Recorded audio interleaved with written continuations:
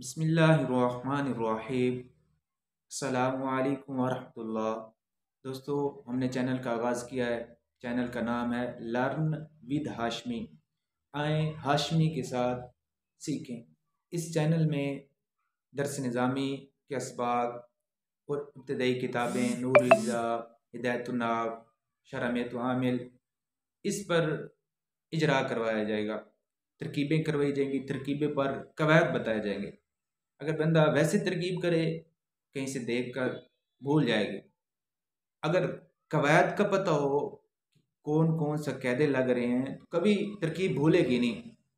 और मेरा ये दावा है, यानी मुकम्मल कोई नूर-ए-ज़ा की मुकम्मल वीडियो देख ले या हिदायतुन्नाब की देख ले तो इंशाअल्लाह उसकी इबारत मजबूत हो जाएगी।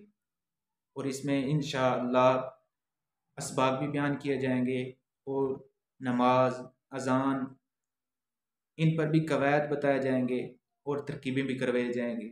और 6 कलमे हैं, इनकी भी तरकीबें करवाई जाएंगी और कवायद भी इंशाअल्लाह बयान किए जाएंगे। तो इस चैनल को ज़रूर सब्सक्राइब कर लें और दोस्तों तक भी शेयर करें। जो दोस्त तलबा हैं, पढ़ रहे हैं, जो नए मुदर्रिसीन हैं, इंशाअल्लाह उनको ये वीडियो बहुत ही ज़्यादा फ़ायदा देगी।